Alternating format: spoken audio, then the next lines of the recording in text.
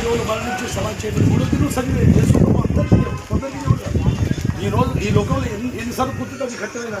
ఏదో ఒక రోజు మనం వెళ్ళిపోవచ్చింది. మన తాతలు తండ్రులు అందరూ వెళ్ళిపోయారు, మనం ఒకరోజు వెళ్ళిపోవచ్చింది.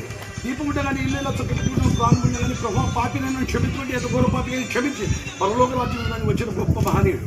ఇది ఎవరున్నా అబ్బాయి గ్రామ ప్రజలకు ఈ ఉదయకాలం మీకు మంచి చక్కని సువార్త అందబడుతుంది. ఎందుకంటే సువార్త అంటే మంచి మాట. మన పాపలు మన నోటితో ఒప్పుకొని విడిచిపెట్టుంటే సువార్త. అందుకే పాపలు నచ్చుతూ క్రీస్తు లోకానికి వచ్చాడు, మన కొరకు ప్రాణం పెట్టాడు, మరణించాడు, సమాధి చేయబడ్డాడు, మూడో దినమున సజీవులు ఇచ్చాడు. నేనే మార్గం అన్నాడు, నేనే సత్యం అన్నాడు. అంటే ప్రభావ పాపి నేను నడుచుకుంటు రెండే మాట.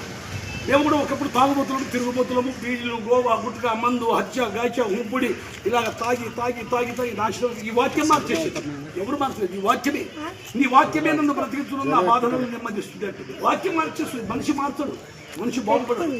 పుట్టుకతో మనం ఏమైనా తాకుండా వచ్చామంటారా? రాలేదు. తల్లి గర్భం నుండి వచ్చిన తర్వాత ఆ స్నేహితులు ఈ స్నేహితులు చెప్పగా మనం తాకుంటూ చెడిపోయాం, పడిపోయాం, ఆ పాపంలో పడిపోయి మన నుంచి పాతాళానికి అక్కడికి ఉండడానికి వెళ్ళిపోతాం.